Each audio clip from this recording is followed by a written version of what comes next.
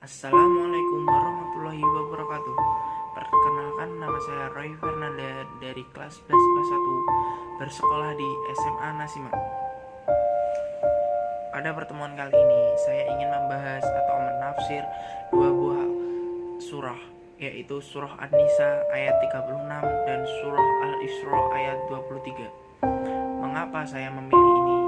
Karena surah ini berisikan tentang bagaimana cara menghormati orang tua, bagaimana cara hormat kepada orang tua, bagaimana cara kita patuh terhadap orang tua. Alasan saya untuk memilih dua surah ini adalah banyaknya orang zaman sekarang, yaitu zaman now, khususnya di area Semarang saja sudah terlihat banyak orang yang tidak patuh kepada orang tuanya. Banyak orang yang tidak menghargai orang tuanya. Banyak orang yang malah memanfaatkan orang tuanya untuk mendapatkan keuntungan. Jadi kali ini saya ingin membahasnya satu persatu. Kita mulai dari surah An-Nisa ayat 36 yang berbunyi, A'udzubillahi minasyaitonirrajim. Bismillahirrahmanirrahim. Wa'budullaha wa la tusriku bih syai'an wa bi'ul walidaini ihsanan wa bidil qur'aba wal yatama wal masyakini wal jaridil qur'aba jari ril junubi wal wassahibi bil jambi wal biwab nisabili wa ma malakat aimatukum Innallaha la yuhibbu ma kana muntalang fadur, yang artinya adalah sembahlah Allah dan janganlah kamu mempersekutukannya dengan sesuatu apapun, dan berbuat baiklah kepada kedua orang tua Anda, kerabat, anak yatim, orang miskin, tetangga dekat, tetangga jauh, dan teman sejawat, ibnu sabil, dan hamba saha, yang sesungguhnya Allah tidak menyukai orang-orang yang sombong dan membawa dirinya. Tafsir dari Rikas Kemenak. Ayat-ayat di atas yang berbicara tentang aturan dan tuntunan kehidupan rumah tangga dan harta waris memerlukan tingkat kesadaran untuk mematuhinya. Ayat ini menekankan kesadaran tersebut dengan menunjukkan perincian tempat tumpuan kesadaran itu dipraktikkan. Dan sembahlah Allah Tuhan yang menciptakan kamu dan pasangan kamu, dan janganlah kamu sekali-kali mempersekutukannya dengan sesuatu apapun. Dan berbuat baiklah dengan sungguh-sungguh kepada kedua orang tua, juga kepada kerabat, juga kepada anak yatim, juga kepada orang-orang miskin, tetangga dekat dan tetangga jauh. Walaupun tetangga itu non-muslim, tetapi kita harus tetap dekat sebagaimana kita menghargainya. Teman sejawat, ibnu sabil, yakni orang dan dalam perjalanan, bukan maksiat, yang kehabisan bekal, dan hamba sahaya yang kamu miliki. Sungguh Allah tidak menyukai dan tidak melimpahkan rahmat dan kesayangannya kepada orang-orang yang sombong dan membanggakan dirinya di hadapan orang lain. Ayat yang lalu ditutup dengan ungkapan ketidaksenangan Allah kepada orang-orang yang sombong dan membanggakan diri.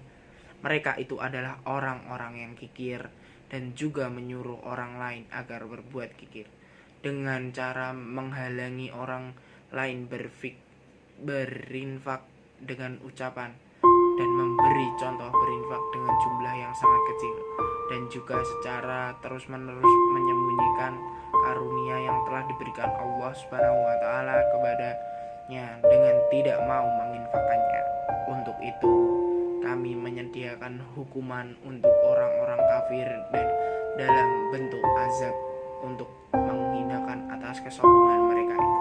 An-Nisa 36. Jadi di sini kesimpulan ayat An-Nisa 36 itu kita harus menghormati orang tua, menghormati kerabat, menghormati tetangga dekat, menghormati tetangga jauh, dan melakukan amal-amal yang sangat bermanfaat atau berinfak di masjid atau berinfak kepada orang-orang yang tidak mampu. Karena sesungguhnya kekayaan di dunia tidak dibawa ke akhirat, hanya di dunia saja. Allah telah memberikan rezeki kepada kita semua, dan kita juga harus bisa mengamalkan rezeki kita kepada orang yang kurang mampu. Jadi di sini ada dua pembelajaran, yaitu kita harus sering beramal dan kita harus menghargai orang tua, kerabat, sanak saudara, tetangga dekat, tetangga jauh, dan masih lain sebagainya. Kita lanjutkan ayat kedua, yaitu ayat Al-Isra ayat 23 yang berbunyi tentang masih berbunyi tentang kekeluargaan, mengenai cara menghormati orang tua. Di sini saya akan bacakan ayatnya. A'udzubillahi minasyaitonirrajim. Bismillahirrahmanirrahim. Wa qada wa rabbuka alla ta'budu illa iyyahu wabbil walidaini ihsanan imma yablughanna takal khibar ahaduhuma aw kilahuma fala takullahuma uffin wala tanharhuma wa kullahuma qaulan karim, yang artinya adalah, dan Tuhanmu telah memerintahkan supaya kamu jangan menyembah selain Dia, dan hendaklah kamu berbuat baik pada ibu bapa dengan sebaik-baiknya. Jika salah seorang di antara keduanya atau kedua-duanya sampai berumur lanjut dalam memeliharamu, maka sekali-kali janganlah kamu mengatakan kepada orang tuamu perkataan dan janganlah kamu membentak mereka dengan ucapan perkataan yang jelek, dan ucapkanlah kepada mereka perkataan yang mulia. Tafsir ringkas Kemenak. Setelah menjelaskan penggolongan manusia menjadi dua golongan, ada yang menghendaki kehidupan dunia saja dan ada yang menghendaki kehidupan akhirat di samping kehidupan dunia. Kelompok ayat ini selanjutnya menjelaskan tata krama pergaulan antara manusia. Kehidupannya, ayat ini menyatakan, dan Tuhanmu telah menetapkan dan memerintahkan agar kamu, wahai mulia sekalian manusia, jangan menyembah selain Dia, dan hendaklah berbuat baik kepada ibu dan bapakmu dengan sebaik-baiknya. Jika salah seorang di antara kedua atau kedua-keduanya sampai berusia lanjut dan mereka berada dalam peliharaanmu, maka sekali-kali janganlah kamu menyakiti keduanya. Misal dengan mengatakan perkataan itu bisa menyakiti hati kedua orang tua kita bila kita disuruh. Contoh, kita disuruh untuk membelikan sesuatu di warung, tapi kita bilang, bentar ma, bentar kak, bentar. Itu bisa menyakiti hati orang tua. Makanya kita harus mengatakan makna-makna atau ucapan-ucapan yang mulia kepada orang tua dan bersikap sopan kepada orang tua. Makna kemarahan atau kejemuan, dan jagalah engkau membentuk keduanya. membentak keduanya jika mereka merepotkan kamu atau berbuat sesuatu yang kamu tidak menyukainya, dan ucapkanlah kepada kedua orang tua perkataan yang mulia, yakni perkataan yang baik yang mengandung penghormatan dan kasih sayang. Selanjutnya Allah menyatakan, dan rendahkanlah dirimu terhadap keduanya dengan penuh kasih sayang karena rasa hormat tulus kepada kedua orang tua, dan ucapkanlah, yakni berdoalah, wahai Tuhanku, ya yang maha pengasih, yang maha penyayang, sayangilah keduanya karena mereka berdua telah mendidikku waktu kecil dan penuh kasih sayang. Al-Isra ayat 23. Jadi di sini saya dapat menyimpulkan dari kedua-dua ayat, yaitu ayat An-Nisa dan ayat Al-Isra, semuanya mengandung kebaikan.